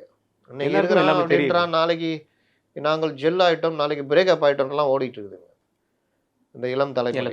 அதனால ரெஜிஸ்டரும் பண்ணுறாங்க. அப்போ அந்தளவுக்கு அந்த சமுதாயம் போய்கிட்டு இருக்குது. இவங்க வந்து இந்த மாதிரி உருட்டியிருந்தாங்க. அதனால் இவர்கள் எல்லாமே ஒவ்வொன்றும் எனக்கு என்னன்னு பேசு. சிறுபான்மை மக்கள் நாங்கள் இல்லைன்னா அவ்வளோதான். நீ என்ன பண்ண, நீ அதை கேட்குற ஆளூர் சாரணவாசன். நான் கேட்குறேன், எத்தனை சிறுபான்மை அமைச்சர்கள் இருக்காங்க திமுக கவர்மெண்ட்டில்? எத்தனை தெலுங்கு மொழி பேசும் அமைச்சர்கள் இருக்கிறாங்க? இல்லைன்னா பொது தொகுதியில் எத்தனை பேரை நிப்பாட்டிருக்காங்க சிறுபான்மையர் எம்எல்ஏக்கா? ஆமாம். மேயரில் எத்தனை பேர் சிறுபான்மையினர் இருக்காருன்னு. அப்போ நீங்கள் என்ன நீங்கள் வந்து பண்ணுறீங்க? மொழி சிறுபான்மையினருக்கும் இது இல்லை. ரெண்டாவது வந்து இது இஸ்லாமியர்கள் சிறுபான்மையினர் சொல்கிறீங்க, அந்த பிரதிநிதித்துவம் வந்து ஒன்றுமே இல்லை. ஒருத்தர் போனால் தான் இன்னொருத்தர் வராரு. கடைசியாக கிருஷ்ணகிரியில் இருந்தவங்க கூட நீங்கள் விட்டுட்டீங்க. கிருஷ்ணகிரியில் அந்த அம்மா இது சிறுபான்மையிலே பெண்ணு அவங்க லாஸ்ட்டில் வெறுத்து போய் ஏடிஎம்கே போய் சேர்ற அளவுக்கு பண்ணிட்டீங்க. அவர் நவாப் வந்து பல ஆண்டுகால கட்சிக்காரர். அவர் நேற்று வந்த மதிய அழகனுக்காக, ரஜினி ரசிகருக்காக இவரை வெளியே அனுப்புறீங்க. ஏன்? அவர் வசதி படைத்தவர், எல்லாம் பண்ணி கொடுக்குறாரு. அப்போ கலைஞர் ரசிகராக இருக்கிறவங்க வசதி படைக்காத கலைஞர் ரசிகர்லாம் அவர் கலைஞர் செலவு வச்சு அப்போ அந்த மாதிரி இருக்கிறதுலாம் அங்கே எங்களுக்கு தேவையில்லை. எனக்கு தேவை இதுதான் வேணும் அப்படின்னு இவர்கள் வந்துட்டு பேசிக்கிட்டு இருக்கிறாங்க. அப்போ சிறுபான்மை மக்களுக்காக நீ என்னென்ன பண்ணீங்க அப்படின்னு பார்த்தா ஒன்றும் பெரிய அளவில். இப்போ திடீர்னு இந்த தேர்தலுக்காக விஜய் வந்து சிறுபான்மை வாக்கில் பிரிச்சுடுவாரோன்ற பயத்தில் திடீர்னு நாகூர் மேலே பாசம் வருது. இப்போ நான் சொல்லிட்டேன்னா சாதிக் பாட்சா மேலே சொல்ல முடியாது. சாதிக் பாட்சா படத்தை தேடி எடுறானுங்க, தேடி எடுப்பாங்க. அந்த பையன், அவர் பையன் சீட்டு கட்டின்னு இருந்தாருங்க, அவரு தரலங்க. ரஹ்மான் கான், 1000 விளக்கு ஹுசேன் எவ்வளோ பேர் இருக்காங்க. இந்த மாதிரி எவ்வளோ பேர் இஸ்லாமியர்கள் வந்து திமுக. உபி அப்துல்லா இப்போ எங்கே இருக்காருன்னு தெரியல. ரீசெண்டாக சொல்ல போனால் உபி அப்துல்லா எங்கே இருக்காருன்னு தெரியல. மைதீன் கான் எங்கே இருக்காருன்னு தெரியல. மைதீன் கான் இருக்கார், அவ்வளோதான். அப்போ இஸ்லாமியர்களுக்கு அந்த அந்த ஏரியாவில் இருக்கிற இடத்துல மட்டும் சீட்டு கொடுக்குறது, மற்ற ஏரியாக்களில் கொடுக்குறது இல்லை. இந்த மாதிரி தான் பண்ணுறோம். இன்றைக்கும் அங்கே இதில் போனீங்கன்னா நம்ம மைதீன் கான் நிற்கிற அந்த தொகுதி பாளையங்கோட்டை அங்கே இன்னொரு இஸ்லாமிய நிற்க வைக்கிறது. ஏன் வேற எங்கேயா நிற்க வைங்களேன்? கலைஞர் காலத்தில் கூட சேப்பாக்கத்தை ரஹ்மான் கான் இருந்தார். அந்த மாதிரி ஏதாவது பண்ணுங்களேன், எங்கே வேற நிற்க வைங்களா? அதுதான் பிரச்சனை. இந்த பாராட்டுன ஒருவேளை வந்து காங்கிரஸ் கட்சியில் நம்மளுடைய அண்ணன் செல்வ பிறந்தகையை நியமித்த மாதிரி நம்மளுடைய விசிகால நம்மளால தலைவராக நியமிக்க வாய்ப்பு இருக்கும், அதனால தான் தலைவரை முதல்வர் வர பாராட்டி வைப்புங்கிறத பாராட்டுறாங்களா? போட்டி அந்த மாதிரி இருக்க வாய்ப்பு இருக்குமா? விசிகா வந்து அவர்கள் சுய லாபத்துக்காக என்ன வேணா பண்ணுன்ற மாதிரி இறங்கிட்டாங்க. அதனால வந்து அந்த கட்சின்றதே வந்து இன்னைக்கு அவர் கையில இல்லையே. அதனால் அவர் கலைச்சிருவேன் அது இதுன்னு என்னமோ பேசிகிட்டு இருக்காரு. அவர் சனாதனம் இதுன்றாரு, வேலு வந்து இது சனாதனத்துக்கு நிற்கிற வேலுன்றாரு. ஒரு 3 மாதம் கழிச்சு இந்த வேலு வந்து சனாதனத்துக்கு எதிரான வேலுன்றாரு. உண்மையான சனாதனம்னா பௌத்த சமயத்தில் தான் இருக்குன்றாரு. வேலை இவரே பிடிச்சிக்கிறாரு. என்னன்னாவோ அவர் பேசிகிட்டு இருக்காரு. அதுதான் பிரச்சனை. இதுதானே இதை முதல்வர் அவர்களோட மேட்டரான முதல்வர் வந்து நேற்று வந்து கிறிஸ்மஸ் விழாவில் சத்தீஸ்கரில் வந்து ஒரு சில அசம்பாவிதம் நடந்திருக்கு. அந்த அசம்பாவிதத்தை கண்டித்து முதல்வர் அவர்கள் வந்து ட்விட் பண்ணியிருந்தார். அதில் குறிப்பாக சொல்லப்பட்ட விஷயம் என்னென்னா, சிறுபான்மையினரை வந்து இந்த மாதிரி தான் பிஜேபி நடத்துது நாடு முழுவதும். இங்கே தமிழகத்தில் அந்த மாதிரி ஒரு விஷயம் இல்லை, பெரும்பான்மையான மக்களே பாதுகாப்பு அரணாக செயல்பட்டுருக்கோம், நாங்களும் எங்களோட அரசாங்கம் செயல்பட்டுருக்கு அப்படிங்கிற ஒரு விஷயத்தை சொல்லியிருந்தார். டெல்லியில் வந்து நேற்று பிரதமர் அவர்கள் வந்து ஒரு சர்ச்சில் கலந்துக்கிட்டு அந்த கிறிஸ்மஸ் விழாலையும் கலந்துட்டு இருந்திருக்கிறாரு. சத்தீஸ்கரில் ஏதோ ஒரு அமைப்பு நடத்தின ஒரு துயர சம்பவம் அது மிகவும் கண்டிக்கத்தக்க விஷயமா இருக்குது. ஆனால் கிடைக்கும் போதெல்லாம் ஒரு விஷயத்தை எடுத்து நம்முடைய முதல்வர் அவர் வந்து ஒரு தேர்தலுக்காக விஷயத்தை பண்ணுறாரா, அல்லது உண்மையிலே சிறுபான்மையினருக்கு அரணா இருக்க முயற்சி பண்ணுறாரா? சத்தீஸ்கரில் நடந்திருக்கு, டேராடூனில், இதில் உத்தராகண்டில் நடந்திருக்கு, ஒடிசாவில் ஒருத்தரை போய் பீடி கேட்டிருக்காங்க. அவங்க தொழிலாளிங்க, மேற்கு வங்க தொழிலாளிங்க. மத்திய பிரதேசத்தில் கூட பீடி தரலன்னொன்னா நீ வந்து பங்களாதேஷ்காரன் ஆதார் கார்டுன்னு கேட்டிருக்காங்க. இந்த கும்பலை கேட்டவுடனே அதில் ஏதாவது ஆகி அவன் ஒருத்தனை மண்டையை உடைச்சி செத்து போயிட்டான், வங்கதேச இளைஞர். அப்போ இந்த மாதிரி பாஜக ஆளும் மாநிலங்களில் இந்த மாதிரிலாம் நடக்குது. கேரளாலையும் நடந்திருக்குது. இன்னும் எந்த இடத்துலையுமே ஒரு பாஜக கொடி கட்டின கார் கூட அங்கே வரல. அதாவது சொன்னதுங்கிறது சொல்ல வர்றது அப்படி இல்லை. ஆனால் இந்த மாதிரி விஷயங்களில் அங்கேயும் கைது பண்ணியிருக்காங்க, இங்கேயும் கைது பண்ணியிருக்காங்க. இந்த மாதிரி தனிநபர்களுடைய ஆதிக்கம் இருக்குல்ல. இப்போ போயிட்டு வேலூர் இப்ராஹிம் போயிட்டு இதில போயிட்டு மேலே திருப்பரம். ஏறுறான்னு சொல்லிட்டு பிரச்சனை பண்றாங்க. ஆமா. இது எல்லாம் பேக் ஃபயர் தான் ஆகும். அந்த பிரச்சனை அரசாங்கத்துக்கும், கோர்ட்டுக்கும் உள்ள பிரச்சனை. அதில நீங்க இந்து, முஸ்லீம் இத கொண்டு வராம பார்த்துக்கணும். ஏன்னா, இங்க ஒற்றுமையா இருக்கிறது தான் முக்கியம். ஒற்றுமையா இருக்காங்க. அந்த ஒற்றுமைக்கு யார் யார் இடையூறு பண்ணாங்களோ அவங்க எல்லாம் எதிரிகள் தான். எதிரிகள் தான். அது யாரா இருந்தாலும். அப்போ அந்த வேலூர் இப்ராஹிமா இருந்தாலும், யாரா இருந்தாலும் எதிரி தான். இந்த மாரி சம்பவங்கள் நாட்ல இப்போ இந்த கிறிஸ்துமஸுக்கு அதிகமா நடந்திருக்கு. இது கொஞ்சம் கவனிக்க வேண்டிய விஷயம். அப்ப மாநில தலைவர்களுக்கு பிரதமர் போய் சர்ச்சில கலந்துக்கிறது மேட்டர் இல்ல. எல்லாருக்குமான பிரதமராக நாடு தழுவிய அளவுல நம்முடைய மக்கள், நம்ம மக்கள் தான் இவங்கன்ற ஒரு கருத்த இந்த கீழக்கரை இத உருவாக்கணும். இங்க என்ன பிரச்சனைன்னா, மேல இருக்கிற தலைவர்கள் புரிஞ்சுக்கிட்டாங்க. உலக அளவுலயும் சரி, நாம வந்து இப்படிதான் வாழணும், இப்படிதான் கொண்டு போணும் அப்படின்னு கொண்டு போறாங்க. கீழ இந்த மாரி அங்க லோக்கல்ல ஆள புடிக்கணும், நம்ம வந்து இப்படி பண்ணணுன்றது சொந்த வெறுப்பு. இந்த பீடி கேட்டு தரலன்னா, அதெல்லாம் என்னது இது? இந்த மாரி விஷயங்கள்லாம் காரணம் என்ன அமையும்னா, இந்த மாப் மென்டாலிட்டி. இது பாஜக ஆளும் மாநிலங்கள்ல பல இடங்கள்ல இந்த மாப் மென்டாலிட்டி இருக்கு. இத தடுக்கணும். அதுக்கு போலீஸு இது பண்ணணும். போய் இது விக்கிறாங்க. ஒரு அம்மா அந்த இந்த கிறிஸ்மஸ் தாத்தா கிறிஸ்துமஸ் பொம்மை. தாத்தா ஃபோட்டோ இதுதான். அத எடுத்து வைன்னு மிரட்டுறான். கடையில போய் மிரட்டுறான். இது எல்லாமே கண்டிக்கத்தக்கது. எங்க நடந்தாலும் கண்டிக்கத்தக்கது. ஆனால் இதை மட்டுமே எடுத்துக்கிட்டு ஒட்டுமொத்த இவங்க எல்லாம் மோசம், பாஜகவுடைய இதுவே இப்படிதான் மோசம்ன்றது மாரி இங்க சித்தரிக்குதுன்றது, அப்ப நாங்க அப்படி தூக்கிட்டு பார்த்தானே வரோம். ஈரோடுல ஒரு பேக்கரி அடிச்சு நொறுக்கிறாப்புல திமுக கவுன்சிலர். அப்ப அததான் திமுக சொல்றேன். அப்ப நாங்க தூக்கிட்டு வரோம். திமுக எங்கெங்கெல்லாம் இது பண்ணுது, திமுக தொண்டர்கள் பேக்கரி அடிச்சு சட்டையெல்லாம் கிழிச்சு இது பண்றது, இன்னும் பல விஷயங்கள் இருக்குது. அதை எடுங்க, நடவடிக்கை எடுங்க.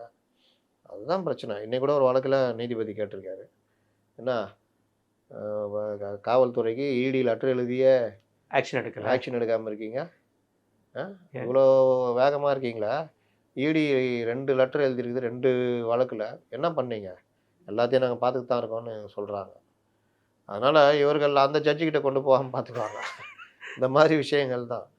அதனால எல்லா இடத்துலயும் சம்பவம் நடந்தா இருக்கும். அந்த இதுல சௌரா சௌரின்னு ஒரு இது அந்த ஒத்துழையாமை இயக்கத்துல ஸ்டேஷனை கொளுத்திடுவாங்க ஜனங்க. உடனே காந்தி ஒத்துழையாமை இயக்கத்தை நிறுத்திடுவாரு. அப்போ நேரு சொல்லுவாரு. ஏதோ ஒரு இடத்துல வன்முறை வெடிக்க தான் செய்யும். அதுக்காக ஒரு பேர் இயக்கத்தெல்லாம் நிறுத்துறதுலாம் வந்து எப்படி சொல்றது அப்படின்னு. அந்த மாதிரி ஆனால் இது கூட நடக்கக்கூடாதுன்றது தான் நம்ம போன்றவர்கள் எண்ணம். அது ஒடிசால ஒருத்தர் பாதிக்கப்பட்டு இருந்தாலும் அவன் என்ன உழைக்க தானே வந்தான். ஆமா. அவன் இஸ்லாமியரை பிறந்தான் அவன் தப்பா? நீ நியாயமான நீ யார் நீ கேட்கறதுக்கு போகலாது. நீ அப்படி உனக்கு சந்தேகம் இருந்தால் போலீஸுக்கு சொல்லு சார். அவனை பார்த்தா சந்தேகமாக இருக்குது அப்படின்னா அவங்க கூப்பிட்டு விசாரிக்க போகிறாங்க. நோக்கம் என்ன பீடி கேட்டு கொடுக்கல. அப்போ இதுக்கு வந்து நான் மாபா அடிப்பேன் என்ன வேணா பண்ணுவேன்றதெல்லாம் இல்லை. காவல்துறை கைது பண்ணியிருக்குதான். ஆனால் நீ இவ்வளோ நாளாக ஒடிசால இது இல்லையே, இப்போ ஏன் வருது? இந்த கேள்வி வரும்ல. அப்போ சிறிதளவு கூட இடம் கொடுக்காத அளவுக்கு கொண்டு போகிறது தான் என்றைக்குமே நல்லது.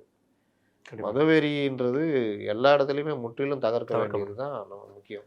கண்டிப்பாண்ணே. இதை தொடர்ந்துண்ணே நம்ம அதிமுகவில் தேர்தல் அறிக்கையை தயாரிக்க ஒரு குழு போட்டிருக்காங்க. அந்த குழுவில் போன தடவை இருந்தவங்களாம் அவ்வளோ வறுமை இப்பவும் இருக்கிறாங்க. தேர்தலுக்கு வந்து தயாராகிட்டாங்க. அதில் குறிப்பிட்டு சொல்ல போனால் நேற்று எடப்பாடி அவர்கள் சொன்ன ஒரு விஷயம் என்னென்னா, நம்ம அதிமுக ஆட்சியில் கொண்டு வந்த சில விஷயங்களை இன்றைக்கு இருக்கிற திமுக ஆட்சி வந்து நிறுத்தியிருக்காங்க. அந்த திட்டங்கள்லாம் மீண்டும் நம்ம நடைமுறைப்படுத்தணுங்கிறதுக்காக இந்த மகளிரோட இது கொடுக்கறது, தாலிக்கு தங்கம் கொடுக்குற திட்டம், டிவிஎஸ் அந்த ஸ்கூட்டி இது கொடுத்துருந்தாங்களே இருசக்கர வாகனம், டிவிஎஸ்ல இருசக்கர வாகனம் கொண்டு வந்த திட்டங்கள், குடிமராமத்து திட்டங்கள், இந்த மாதிரி பல்வேறு திட்டங்களை நம்ம மீண்டும் அமல்படுத்தணும் அப்படிங்கிற ஒரு விஷயத்தையும் சொல்லியிருக்கிறாரு. இந்த தேர்தல் அறிக்கை அதிமுக மிகப்பெரிய ஒரு சவாலாக இருக்க போகுது. கூட்டணி ஒரு பக்கம் சவாலாக இருக்குது, இன்னொரு பக்கம் தேர்தல் அறிக்கை திமுக பொறுத்த வரைக்கும் எப்போவுமே தெரியும் தேர்தல் அறிக்கை பிரம்மாண்டமாக ரெடி பண்ணுவாங்கன்னு. இந்த தேர்தல் அறிக்கையை வந்து தயாரிக்கின்ற குழுக்கு நம்ம என்னென்ன எதிர்பார்க்கணும்? நீங்கள் தலைகீழ சொல்கிறீங்க. தேர்தல் அறிக்கை சவாலாக இருக்க போகிறது திமுகவுக்கு தான். அது சரிதான். நீ அங்கே போயிட்டு இப்போ செவிலியர்கள்ட்ட போக முடியுமா? இன்றைக்கி 311 தேர்தல் அறிக்கை 311 அமல்படுத்தலைன்ட்டு இன்றைக்கி இடைநிலை ஆசிரியர்கள் எல்லாம் போராட்டம். சம வேலை சம ஊதியம்னு. ஒரே வேலை செய்வாங்களாம். அவருக்கு 70,000 சம்பளமா, இவருக்கு 12,000 சம்பளமா. அவருக்கு வாழ்க்கை பாதுகாப்பான், இவருக்கு ஒன்றுமே இல்லை. இவர் மற்ற நேரத்தில் போயிட்டு வயலில் வேலை செய்யுதுன்னு அவர் சொல்கிறாரு. நான் ஒரு பையனுக்கு பாடம் கற்றுக் கொடுக்குறேன், ஒரு 4 நாள் கழிச்சு அவங்க அப்பா வயலில் போய் நான் வேலை செய்கிறேன், அவன் என்னை எப்படி ஆசிரியராக ஏற்றுக்குவான்? 40 வயசு ஆகிடுச்சு, வேறு தொழில் தெரியாது, இப்போவும் என்னை வந்து அந்தர்லேயே வச்சுருக்கீங்க. ஒருத்தர் கல்யாணமே பண்ணலன்னு சொல்கிறாரு. ஏன்னா 12,000 10,000 சம்பளத்துக்கு யாருங்க பொண்ணு தருவா? லாஸ்ட்டில் என் வாழ்க்கை இப்படியே போயிடுச்சு. இந்த மாதிரி குழந்தை கல்யாணம் ஆகி வேறு வேலைக்கு போகாமல் அப்படியே வாழ்க்கையை ஓட்டிகிட்டு கவர்மெண்ட் ஏதாவது செய்யும்னு காத்துக்கிட்டு இருக்கிறவங்க இவங்க தான் சொன்னாங்க. இவங்களை நம்பி தானே ஓட்டு போட்டாங்க. இன்னை வரைக்கும் செய்யல. செவிலியர்களுக்கு இன்னை வரைக்கும் போராடுறாங்க. நம்ம செவிலியர்கள் போராட்டம் தான் பார்த்தோன்னே அதில் அரசு ஊழியர்கள் வந்து முழுமையாக இறங்கியிருக்காங்க. ஆமா. இது நமக்கு சரியா வந்து நியூஸ்ல எந்த மீடியாலையும் வெளியே வரல. அரசு ஊழியர்கள் முழு ஒப்புதலோட தான் செவிலியர்கள் போராட்டம் நடந்திருக்கு. ஆமா. அதனால தான் அரசாங்கம் இந்த அளவுக்கு அதை ஹேண்டில் பண்ணியிருக்காங்க போல இருக்கு. நேற்று சொன்னல போராடுங்க, உங்க உரிமை, நாங்கள் வந்து கண்டுக்க மாட்டோம், நீங்கள் என்னங்கன்னா பண்ணிங்க போங்க, போராடுவோம்னா போராட்டு போங்க அப்படின்ற மாதிரி சொன்னார்ல. இன்னைக்கு கொஞ்சம் சலுகைகள், அதாவது ஒப்பந்த செவிலியர்களுக்கும் இது மகப்பேறு விடுப்பு காலம் கொடுப்போம். இதுக்கு முன்னாடி அந்த மாதிரி விடுப்பு எடுக்காமல் வந்தவங்களுக்கு ஊக்கத்தொகை கொடுப்போம். இந்த மாதிரி கொஞ்சம் சலுகை. 150 பேருக்கு பணியான இதெல்லாம் நாளைக்கு பெருமையாக பேசிடுவாங்க. இந்த பணியானையே இவர் கொடுப்பாரு முதல்வர். சாதாரண நிகழ்ச்சி அது. அதை முதல்வரே 100 பேரை கொடுத்து அது ஒரு விழா நடத்துவாங்க. ரெஸ்ட் ரூம் போக முடியாமல் அவங்கள தடுத்து நிறுத்தி பஸ்ஸில் தூக்கி போட்டதை மறக்கடிக்கிறதுக்கு இந்த விஷயமா படம். இந்த முடிஞ்சோடனே அதை பாருங்கள். அதான் தான் இந்த 1100 ஒப்பந்த இவருங்க தூய்மை பணியாளர்களுக்கு பிரச்சனை வந்தோடனே இவங்ககிட்ட இருக்கிற வேற மண்டலத்தில் இருந்து ஆளுங்களை கூட்டு வந்து காலை உணவு இலவசம்னு சொன்னாங்களே, புது உட்காராஜி பேசிட்டு இருந்தாரு. அந்த மாதிரி இப்போ வரைக்கும் அவங்க பிரச்சனை தீரல. அதனால் இவங்க என்ன நினைக்கிறாங்க, நெருப்பு எரிஞ்சினா இதுன்னு பஞ்சை போட்டு போட்டு மூடிக்கிட்டு இருக்கிறாங்க.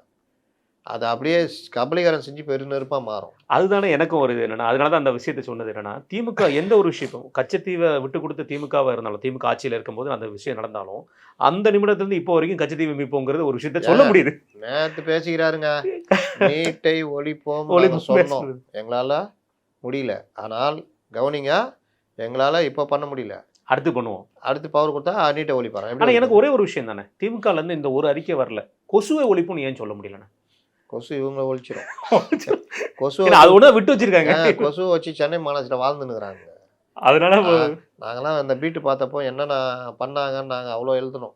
என்னெல்லாம் வந்து அந்த சென்னை அந்த இவர் இருந்தார், ஹெல்த் ஆஃபீஸர் குகானந்தம் இறந்துட்டார், கூப்பிட்டு அனுப்பிச்சார்.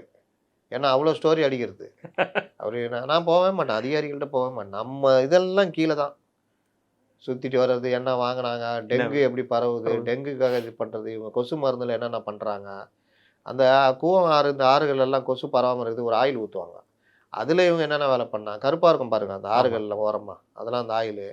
இந்த மாதிரி பல விஷயங்களை இவங்க என்னென்ன மோசடி பண்ணாங்க, இவங்க எவ்வளோ பண்ணுறாங்கன்னா அன்றைக்கெலாம் அவ்வளோ எழுதணும் தினகரன்லாம். அவ்வளோ கூப்பிட்டேன்ப்போ நான் போகவே மாட்டேன்ட்டேன். கடைசியில் வேறு மாதிரி கொண்டு வந்துட்டாங்க, அவரே அடிக்கிறீங்கன்ட்டாங்க. ஏன்பா அவர் தானே ஹெல்த் ஆஃபீஸர், எங்கே சுற்றி வந்தாலும் அவர்கிட்ட தான் வருது, நான் என்ன பண்ணுறது, அவரை தான் அடிக்கணும். நான் அடிக்காமல் இருக்காமல் போயிருந்தா என்னை கேட்டே இருக்க மாட்டாங்க. நான் அடித்ததுனால தலைமை வரைக்கும் வந்துட்டு என்னங்க அவரே போட்டு அடிக்கிறீங்கனாலும் கேட்க வச்சாங்க. அப்போ நான் ஜெயிச்சிட்டேன்னு தான் நினச்சேன். இன்றைக்கி இதெல்லாம் கார்பரேஷன் பீட்டு பார்க்குறவங்களுக்கு கார்பரேஷன் ஒரு மினி சட்டசபைங்க. தமிழ்நாட்டில் என்னென்ன துறைகள் இருக்குதோ அதே மாதிரி சென்னை மாநகராட்சியிலையும் பல மாநகராட்சியிலும் அத்தனை துறைகள் இருக்குது.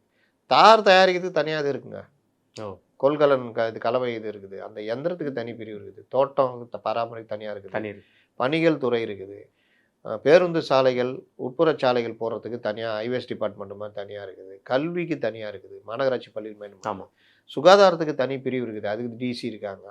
இந்த மாதிரி தனி ஹெல்த் ஆஃபீஸர்னு தனியாக இருக்காங்க. அது ஹெல்த் ஆஃபீஸருக்கு நியமனத்திலே பிரச்சனை வந்தது, அதெல்லாம் நாங்கள் இப்போ எழுதணும், அவ்வளோ நுணுக்கமாக எழுதணும். அப்போ அந்த மாதிரி விஷயங்கள் எல்லாமே எத்தனை பீட்டு பார்க்கணும்னு தெரியும். அவனுக்கு தெரிஞ்சதுன்னா நேராக மேயர் பிரியாட்ட போய் மைக்க போடுறது, நாங்கள் இதுன்னு அந்த மனப்பாடம் பண்ணதை 5 நிமிஷம் அப்படியே ஒப்பிச்சோன்னா ஏதாவது லைட்டாக கேட்டு போய்கினே இருக்குது. ரொம்ப கேட்டோன்னா அப்படியே பார்ப்பார், பின்னாடி கை கட்டு அப்படியே மேலே பார்த்துட்டு இருப்பார்ல, அவர் இப்படி பார்ப்பார். பார்த்தோன்னே இல்லை அவ்வளோதான், சும்மா தான் கேட்டோம் அப்படின்ட்டு முடிச்சு விட்டு போயிடுவோம். லொல்லாய். அப்போ இதுதான் இன்னைக்கு கார்பரேஷனு பீட்டு. அப்போ கார்பரேஷனு அவங்க சொன்னாங்க அன்றைக்கி இத்தனை 1000 சாலைகளில் போட்டாங்களாம், இன்னும் கொஞ்சோண்டு 200 சில்லற சாலைகள் மட்டும்தான் இது போடாமல் இருக்குது. போய் பார்த்தா எங்கே பார்த்தாலும் மறுபடியும் அதே நிலமை தான் இருக்குது. இல்லாட்டி எங்கேயாவது பேட்ச் ஒர்க் பண்ணி வச்சுக்கிறாங்க, சின்ன பிட்டு பேட்ச் ஒர்க்கு. இங்கேருந்து போகிறேன் பேட்ச் ஒர்க்கு, அது தாண்டி மறுபடியும் பள்ளம் மேடு எல்லாமே வந்து அப்புறம் பேட்ச் ஒர்க்கு மேடு, மறுபடியும் கொஞ்சம் தூரம் மறுபடியும் பள்ளம் மேடு இதுன்னு. என்ன அது ஒரே ரோடாக போட்டு தொலைஞ்சிருக்கலாமா? இல்லாட்டி எல்லா இடத்துலையும் கொஞ்சம் பேட்ச் ஒர்க் பண்ணோம்ல, அது கிடையாது. இன்னும் பல பகுதிகளில் எங்கே மரண பள்ளங்கள்லாம் இருக்குங்க. இதெல்லாம் யாரு கண்ணுக்கு இவங்கெல்லாம் தெரியாது. போட்டால் அவங்க அங்கே யாரும் தொகுதியிலே அன்றைக்கி போய் பார்த்தோம்னா அவ்வளோ பெரிய ஒரு பள்ளம், அதாவது காரோட ஒரு டயரே ஃபுல்லாக இறங்குற அளவுக்கு அவ்வளோ பெரிய பள்ளம். மகாலிங்கபுரம் பிரிட்ஜ் இறங்கி லேலா காலேஜ் போகிறீங்களா, ஆமாம், லெஃப்ட் சைடு ஃபுல்லாக பாருங்கள், ஃபுல்லாகவே பெரிய மரண பள்ளங்கள். அந்த மழைநீர் வழிகளுக்காக இது பண்ணது, அதை கூட சரி பண்ணல, உளுந்தான் முடிஞ்சது கதை. ஜனங்கள் சென்னையில் உள்ள வாழ்கிற ஜனங்கள் உண்மையிலேயே சாகச வீரர், அதுக்கு ஒரு அவார்டு கொடுக்கும். ஆனால் என்னங்க இதெல்லாம் கேட்டால் நாங்கள் போடாமல் விட்டுருக்கோம்ல, அதில் மீதி.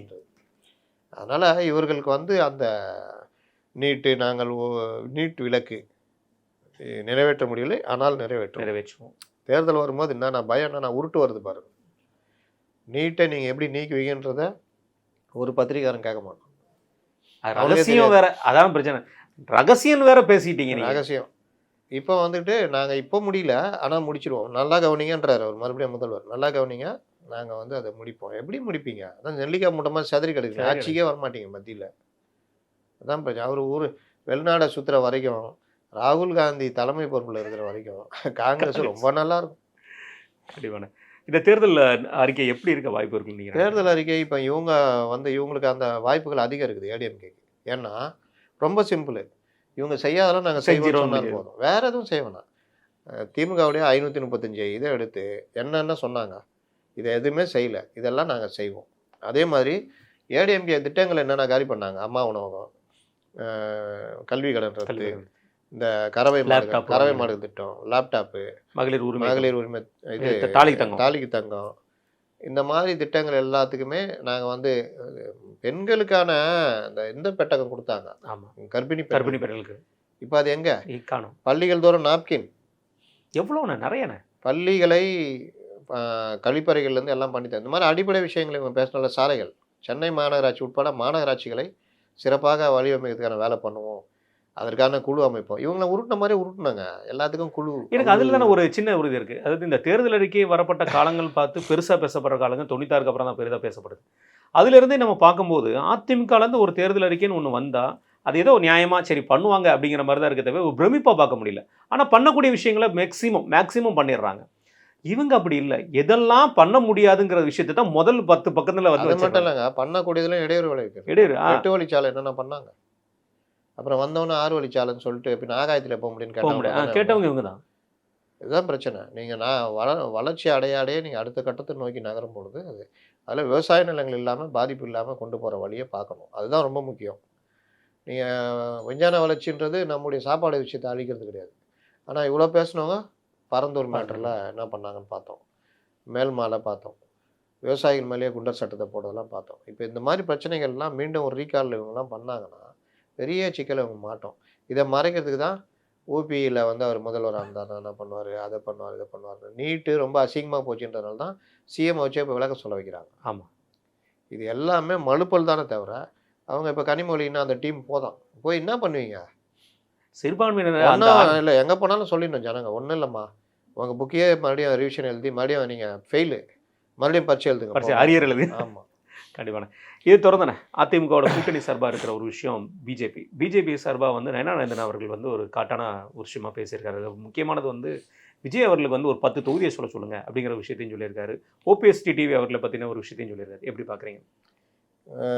விஜய் வந்து அதிமுக இது பலரும் வந்து இப்போ என்னை வந்து என்ன சொல்கிறாங்கன்னா, இவருடைய விருப்பம் என்டிஏல வரணும், இப்போ நடக்கலை அதுன்னு இப்போவும் சொல்கிறேன். விஜய் ரசிகர்களுக்கு இப்போவும் பேசிகிட்டு இருக்கேன். நடக்குமா நடக்காத நான் சொல்ல மாட்டேன். நான் திரும்ப ஒன்று சொல்கிறேன். விஜய் என்டிஏ கூட பேசிகிட்டு இருக்காரு, வரலாம், வராமலும் போகலாம், 2 ஆப்ஷனும் இருக்குது. ஆமாம், இவர் வருவாருக்கு வாய்ப்பு இருக்குது, இவர் பேசிகிட்டு இருக்காருன்றதான் நான் திரும்ப பதிவு பண்ணுறேன். என்னமோ நம்முடைய விருப்பம் மாதிரி உங்கள் விருப்பம் அவன் தலைமை விருப்பம் ரகசிய பேச்சுவார்த்தை நடத்தினுக்கிறான், அப்புறம் என்ன இப்போ தனியாக வந்து பேசுகிறீங்க? இதில் கொஞ்சம் மாறுபாடுகள் வரும்பொழுது விஜயை கொஞ்சம் அடிக்கணுன்ற மாதிரி இதில் இவர்கள் நேரடியாக ஏதாவது தொடும் பொழுது அவர் வந்து கேட்குறாரு, 10 தொகுதி சொல்லுங்கள், உண்மையாக சொல்கிறேன். விஜயெல்லாம் ஏன் கேட்குறீங்க, புஷியானதை சொல்லுங்கள், அது ரொம்ப கஷ்டம். 10 தொகுதி இல்லை, அவங்கள இந்த லா வராத ஆளுங்க இருக்காங்கல்ல, ஆமாம், அவளை வரிசை விழா எல்லாம் விழா அந்த விழா நாயகர்களை சொல்லுங்கள். இவர்கள் மாவட்ட செயலாளர் கூட்டம், இப்போ மாவட்ட செயலாளர் எங்கே இருக்காங்க சொல்லுங்கள்? பாதி பேர் ஆஸ்பத்திரியில் இருக்காங்க, மலேசியாவில் இருக்கிறாங்க. 2-3 பேர் ஆஸ்பத்திரியில் இருக்கிறாங்க, மலேசியாவில் இருக்கிறாங்க. எல்லாம் சரிதான், கட்சி வளர்க்குறாங்க, தேர்தல் வேலை செய்கிறாங்க. தலைவன் மலேசியா போயாச்சு, ஆடியோக்கு இவங்களுக்கு எல்லாரும் போயாச்சு. பார்த்தேன் நானும் ஒரு பெரிய, அதுவும் இன்ஸ்டால ரீலாக போடுறீங்க, என்னதாண்டா உங்களுக்கு பிரச்சனை? மக்களுக்கு அவர் என்ன சொல்கிறாரு, புஷி ஜனநாயகன் படத்தை வெற்றி பெற வைக்க வேண்டும், மாவட்ட செயலாளர் அதுக்கு எல்லாரும் பாடுபடுகின்ற அளவுக்கு இந்த லட்சத்தில் போனால் இவ்வளோதான். இதில் இன்னும் இருக்கிறதே 3-4 மாதம் தான். இந்த ஜனவரி பிறந்த போகுது, ஜனவரி பிப்ரவரி மார்ச் 3 மாதம் தான். இதில் என்ன தெரியுமா, எனக்கு ஒரு இதில் வர விஷயம், நம்ம அதை இப்போ ரொம்ப பேச போகிறோம், நம்ம பிஜேபி முடிச்சுட்டு தாவேக்கா வச்சு செய்வோம்னு இந்த அப்போ விஷயம். இது வந்து அவரு சில கேள்விகள் கேட்குறாரு. அதுக்கு இவங்க திருப்பி வந்துட்டு, "உனக்கு திருநெல்வேலி பத்தி தெரியுமா? உன் தொகுதியில 10 இத சொல்லுங்க." ஏய்! கரைச்சு குடிச்சு வளர்ந்த ஆளு அவரு. எத்தன வருஷம் அரசியலுக்கு சொந்தக்காரர் அவரு. சொந்தக்காரரு. இவனுங்க இந்த மாரி தான் திட்டுறது. என்ன, ஏது எதுவும் தெரியாது. இப்ப நேத்து கூட ஒரு இது பார்த்தேன். ஒருத்தரு, ஒரு திமுகல இதெல்லாம் சொம்பு சரி, சொம்புன்றத உரைக்கிணறுன்னு வச்சுக்கலாமா? ஒரே கிணறு வச்சிடலாம். அண்டாலாம் போயிடுச்சு, போயிடுச்சு. உரைக்கிணறு. அவரு வந்து ஒரு பதிவு போட்டிருக்காரு. காமராஜர் கையெழுத்து போடுறாரு. பக்கத்துல பின்னாடி கை கட்டிட்டு பெரியார் அப்படியே நிமிர்ந்து நின்னுட்டு பார்த்துக்கிட்டு இருக்காரு அத. 13 ஏப்ரல் 1954 அப்படின்னு போட்டுக்குது. 54 ஆமா 54. அவரு காமராஜர் வந்தார்ல முதலமைச்சரா. ஆமா. போட்டு ஒரு 4, 5 வாரத்துக்கு அப்புறம் குலக்கல்வியை ஒழித்து இவர் கையெழுத்து போடுறாரு காமராஜர். பெரியார் அத பக்கத்துல இருந்து பார்க்குறாரு. ஓ, பெரியார் உருட்டுல பெரிய உருட்டு இந்த உருட்டு இந்த தான். உருட்டு. ஆ என்ன சொல்ல வரேன்னா, குலக்கல்வின்றது அந்த டைம்ல க நிதி பற்றாக்குறைன்னு இவரு ராஜாஜி கை வச்சது இதில தான். பள்ளிகளை குறைத்தார். குறைத்து. குறைச்சோன்னா டபுள் ஷிஃப்ட் கொண்டு வந்தார். அதுக்கு ஒரு பேர் ஏதோ ஒண்ணு வச்சிருந்தாங்க. அப்போ கேட்கப்பட்ட கேள்வியில மதியத்துக்கு மேல என்ன பண்ணுவாங்கன்னா, மதியத்துக்கு மேல ஏதாவது ஒரு தொழில் கத்துக்கலாமே! ஏன் அவங்க அப்பா கூட உதவியா இருக்கலாமேன்னு. இதுக்கு போட்டா, இது ஒரு பெரிய பிரச்சனையா மாறுச்சு. குலக்கல்வி அதுன்னு பெரியார்லாம் பெரிய அளவுல பேசினார். பண்ணோன்னே அவரு வாபஸ் வாங்கிட்டாரு அத. ம். இத காரணமா வச்சு அவர ஆட்சி உடுத்திக்கிட்டாங்க. காங்கிரஸ் காமராஜர் கோஷ்டி காமராஜ். அவர இது பண்ணி ராஜாஜிக்கு அப்புறம் காமராஜர் வந்துட்டாப்புல. காமராஜர் அதுக்கப்புறம் பள்ளிகளை அதிகப்படுத்துறதுக்கான ஒரு திட்டம் கொண்டு வந்தாரு. இன்னும் பல திட்டங்கள் கொண்டு வந்தாரு. ஆனா இந்த காலத்துல யார் காலத்துலயுமே 5ஆம் கிளாஸ் வரைக்கும் ஆல் பாஸ்ன்னு கூட யாரும் கொண்டு வரல. கொண்டு வரல. 1. அதே மாரி இன்னைக்கு ஒரு பத்திரிக்கையாளர் எழுதியிருக்காரு. பார்க்கும்போது எனக்கே பிரமிப்பா இருந்தது. நீதி கட்சி ஆட்சியில தான் கல்விக்கு முக்கியத்துவம். அது இன்னும் கூட நீ பல கல்வியாளர் பேசுறாங்க. ஆனா, நீங்க இவரு நம்ம மன்றோ இருக்கார்ல, மன்றோ சிலை இருக்குல்ல, ஆமா. குதிரை. குதிரை. அவரு காலத்துல அவரு தான் இருக்கிறதுலே கொஞ்சம் சீர்திருத்தம்லாம் பண்ணவரு அவரு. அந்த இதனால தான் அவருக்கு அவ்வளோ பெரிய மரியாதை. அவரு வந்து த தமிழகத்துல கல்வி நிலை பத்தி ஆராயறதுக்கு குழு அமைச்சிருக்காரு. அந்த குழு இது பண்ணத பார்த்தா 12,00,000 திண்ணை பள்ளிக்கூடங்கள். 12,000 மேல திண்ணை பள்ளிக்கூடங்கள். லட்சக்கணக்கான மாணவர்கள் படிச்சிருக்காங்க. ஓ, தமிழ் எழுத படிக்கிறது, தமிழ் இது, 3வது கணிதம். இதெல்லாம் பிரதான பாடங்களா இருந்திருக்கு. இதெல்லாம் எப்போ 1920 முன்னாடி. இதுக்கெல்லாம் முன்னாடி. முன்னாடியே நடந்திருக்கு. சுதந்திரத்துக்கு முன்னாடி. ஆமா. சுதந்திரம் இல்ல. சுதந்திர காலத்துல பல இதுக்கு பலரும். முன்னாடி. ரைட். 1900கள்ல. இவங்கலாம் யாருமே பொறந்து பெரியார்லாம் ஸ்கூல் படிச்சிருந்த காலத்துல. அப்போ அதுல வந்து அவரு படிச்சிருக்காரு தானே? 65% மேல இதான் கவனிக்கணும்.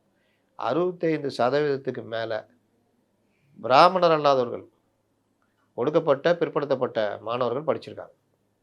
இந்த மாதிரிலாம் நடந்திருக்குது. நம்முடைய தமிழர்களுடைய இயற்கையான ஒரு அந்த கல்வி முறை. இவங்க வந்து என்ன உருட்டுவாங்கன்னா, நாங்க தான் வந்து இவரு ஜஸ்டிஸ் கட்சி காலம் தான் கொண்டு வந்தோம். அதெல்லாம் பண்ணீங்க. ஆனா நீங்க தான் அதுக்கு இப்ப சொல்றாங்கல்ல, தமிழக வளர்ச்சின்னா கலைஞர் மட்டுமேன்னு. எல்லாருடைய வளர்ச்சியும் தான் தமிழகம் சேர்ந்தது. அது ஒரு பார்ட் இவரு. அந்த மாதிரி நாங்க தான் காரணம். மதிய உணவே நாங்க தான் கொண்டு வந்தோம். அப்புறம் என்ன பண்ணீங்க? அப்புறம் கொண்டு வரல. அப்புறம் காமராஜர் கொண்டு வந்தாரு. அதோட போச்சு. அப்புறம் கலைஞர்லாம் ஆண்டீங்களா? எதாவது பண்ணீங்களா? எம்ஜிஆர்ன்னு ஒரு மனித தன்மை உள்ளவர் தான் சத்துணவா மாத்துறாரு. இன்னை வரைக்கும் அது போய்க்கிட்டு இருக்கு. ரைட். மத்திய அரசு இப்ப நிதி குடுக்குற அளவுக்கு போகுது.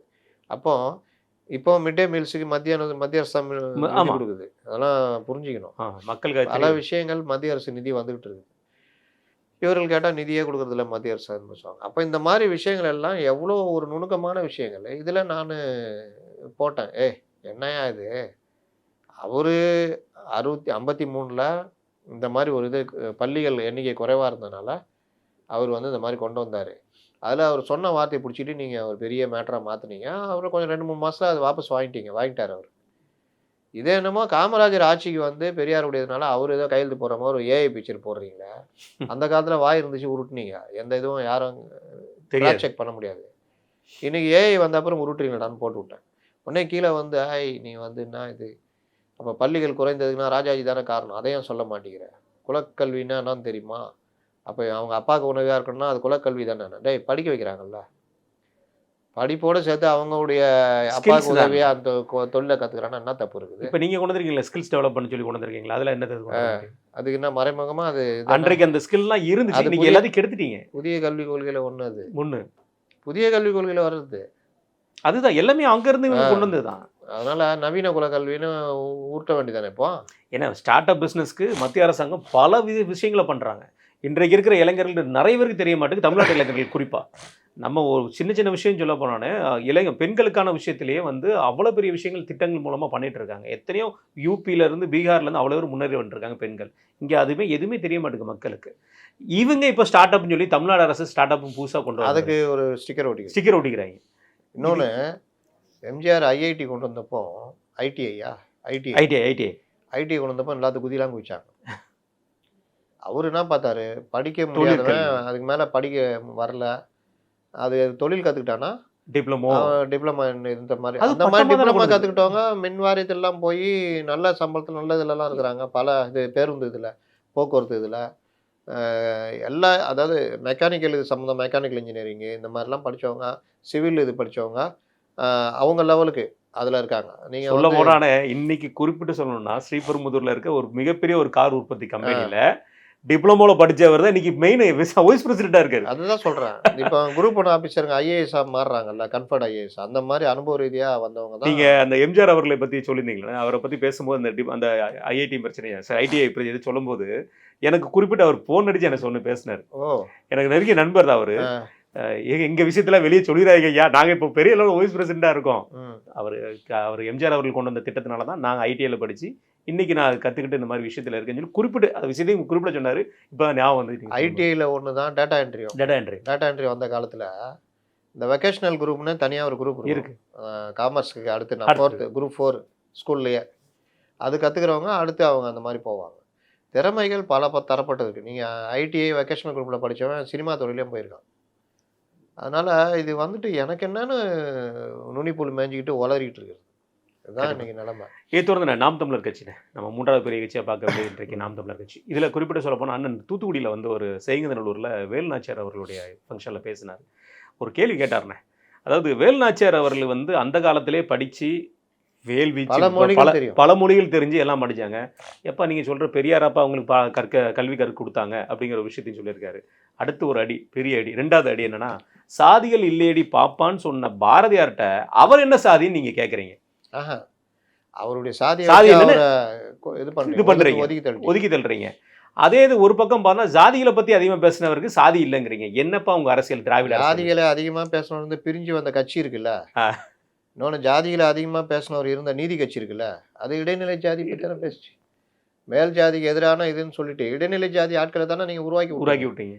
இன்றைக்கி அதோடைய மீட்சி ஒவ்வொருத்தரும் அவங்க ஜாதி பெருமையை இடைநிலை ஜாதி பெருமையை பேசிக்கிட்டு சமூக இதில் கலந்துக்கிட்டு இருக்கிறாங்களா அமைச்சர்கள் எல்லாரும். சமூக நீதிக்கு இயக்கம்னு சொல்லிக்கிட்டு சமூக நீதி ஆட்சின்னு சொல்லிக்கிட்டு இந்த விவகாரத்தில் நீங்கள் பெரியார் இதெல்லாம் வந்து பேசிக்கிட்டு இருக்கிறீங்களே, சமூக நீதி அந்த இடைநிலை ஜாதிகளுக்காக ஆதரவாக தானே நீங்கள் அந்த கவின் ஆணவ கொலையிலேருந்து பல விஷயங்களுக்கு பயப்படுறீங்க. எதுக்கு ஆணவ கொலைக்கு எதிரான தனிச்சட்டத்தை கொண்டு வரதுக்கு பயப்படுறீங்க? ஏன் சாதிவாரி கணக்கெடுக்க பயப்படுறீங்க? எல்லாமே இது தானே. அப்போ இவர்கள் படிக்கிறது ஒன்று இடிக்கிறது ஒன்றுன்னுவாங்களே, அந்த மாதிரி இவர்கள் இதுலேயும் இல்லை அதுலேயும் இல்லை. நான் சொன்னேன்ல, திராவிடன்னு பேசிக்கிட்டு தமிழ்னு பேசிக்கிட்டு தமிழர்கள் அதாவது தமிழ் மொழி சார்ந்தவர்கள் எத்தனை பேர், தமிழ் மொழி தாய்மையாக கொண்டவங்க எத்தனை பேர் அந்தந்த துறைகளில் பெரிய அளவில் இருக்காங்கன்னு பார்த்தீங்கன்னா அதுவே இல்லை. தமிழ் பல்கலைக்கழகத்துக்காக நீங்கள் ஏதாவது செஞ்சுருக்கீங்களா அப்படின்னு பார்த்தா அதுவும் இல்லை. உங்கள் காலத்தில் எத்தனை தமிழ் பல்கலைக்கழகம் வந்திருக்கு, இல்லை இருக்கை வந்திருக்குன்னு கேட்டால் கூட அதுவும் இல்லை. செம்மொழி அந்தஸ்து கொடுத்தாருன்னாங்க. செம்மொழி அந்தஸ்து அது வந்தது பல காரணம். நீங்கள் அது செம்மொழி மாநாடு நடத்தி பண்ணீங்க. உங்களால் அது உலக தமிழ் மாநாடு இது வரைக்கும் நடத்த முடியுதா? ஏன்னா அந்த உலக தமிழ் மாநாடு நடத்தக்கூடிய அந்த இது வந்து உங்களை அங்கீகரிக்கவே இல்லை இது வரைக்கும்.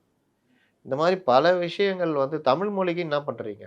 திரும்ப திரும்ப கேட்குறேன். ஒரு மொழி உயிர் வாழணும்னா அது அறிவியல் பூர்வமாக கண்டுபிடிப்புகள் எல்லாமே அந்த மொழியில் வரணும், மாற்றப்படணும். அதற்கான கல்வி முறைக்கு அந்த மொழி மாறணும். அதில் நீங்கள் ஒரு சின்ன ஒரு ஸ்டெப்பாவது எடுத்து வச்சுருக்கீங்களா? நான் 50 வருஷம் ஆண்ட எல்லா திராவிட கட்சியிலும் தான் கேட்குறேன். என்ன பண்ணீங்க? எதுவுமே அடுத்த லெவலுக்கு போகிறதுக்கு என்ன பண்ணீங்க தமிழ் மொழி கொண்டு செல்றதுக்கு? நீங்கள் அதனால தான் ஆங்கில மொழி பிடிச்சி சுற்றுறானுங்க. ஆங்கிலம் படிச்சுட்டு தமிழையும் தொலைச்சிட்டு தங்கிலீஷில் எழுதிக்கிட்டு இருக்கிறானுங்க. இதுதானே தலையெழுத்தாக இருக்குது. உங்கள் ஆட்சியுடைய சாதனை தங்கிலீஷை வளர்க்குறது தானே இருக்குது. கண்டிப்பாக.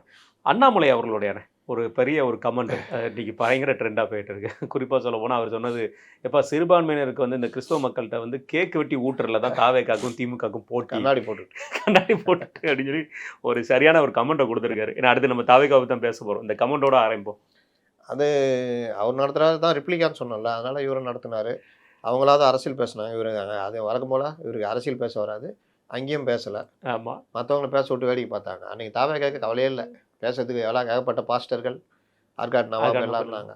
இவங்க சும்மா லைட்டா ஊட்டிட்டு போயிட்டாங்க. அண்ணாமலை அவரோட கமெண்ட் வந்து சரியான கமெண்ட் தான் நினைக்கிறேன். ஆமா, கேக் வெட்டி விட்டுறது, குல்லா போட்டு கஞ்சி குடிக்கிறது இதோட நிப்பாட்டிக்கிறாரு. ரைட்ண்ணே. தாவேக்கா விஷயத்தில் வரோண்ணே. தாவேக்கால ஒரு குறிப்பிட்ட சொல்ல போனால் நேற்று வந்து பார்த்தீங்கன்னா ஆக்னஸ் அவங்க அஜிதா ஆக்னஸ் அவங்களும் தற்கொலை முயற்சி எடுத்திருக்காங்க. திருவள்ளூரில் ஒரு மாவட்ட பொறுப்பாளரும் தற்கொலை முயற்சி எடுத்திருக்காங்க. ரெண்டுமே வந்து கட்சிகளுக்கு எதிரான அவங்க தலைமைக்கு எதிரான விஷயங்கள்ல நடந்திருக்குண்ணே. எப்படி பார்க்குறீங்க? அதாவது ஒரு கட்சியில் நான் பெண்களுக்கு எவ்வளோ முன்னுரிமை முக்கியத்துவம் கொடுக்குறாங்களோ அந்த அளவுக்கு அந்த கட்சி வந்து நல்லா ஒரு வீரியமாக வளரும். இதாக ஒன்று. அதில் ஜெயலலிதாவை பாராட்டலாம். அவங்க கட்சியில் அதிகமாக பெண்களுக்கான இது கொடுத்தது. உள்ளாட்சிகளில் பெண்களுக்கான முன்னுரிமை இது பண்ணது. எம்ஜிஆர் முதல் ஆட்சியர்களாக ஐஏஎஸ் பெண் அதிகாரிகளை நியமித்ததில் இது பண்ணார். ஜெயலலிதா பெண் போலீஸு அந்த மகளிர் காவல் நிலையமே அவங்க தானே கொண்டு வந்தாங்க. இவர்கள் அந்த பார்வை எப்போவுமே குறைவாக இருக்கும். அதே மாதிரி ரிப்ளிகா வந்த தாவேக்கால கட்சியிலே கிடையாது. ஒரே ஒரு அம்மாக்குறாங்க, 2 அம்மாக்குறாங்க. ஒரு அம்மா அறிவிப்பு மட்டும் படிப்பாங்க ஏதாவது ஒன்று. அப்போ அந்த இடத்தையே இவர் பிடிங்கிட்டார் ராஜ்மோகன். அவங்க பேர் கூட எனக்கு தெரியல, விஜயலட்சுமி தான் நினைக்கிறேன். இன்னொரு அம்மா தாகிரா. அவங்க இந்த பட்டு இது அந்த ஒரு இந்த புர்கா போட்டு நிற்பாங்க, அவ்வளோதான். அவங்க பேசி கூட நான் பார்க்கல. ஒரே ஒரு தீர்மானத்தை படித்தாங்கன்னு நினைக்கிறேன். இவ்வளோ தான் இவர்களுக்கு கொடுக்குற மரியாதை. இப்போ இந்த அஜிதா ஆக்னல் பற்றி அன்றைக்கே நம்ம பேசணும். அவங்க அந்த மாதிரி முயற்சி எடுக்கக்கூடாது. தற்கொலை முயற்சி தீர்வு கிடையாது.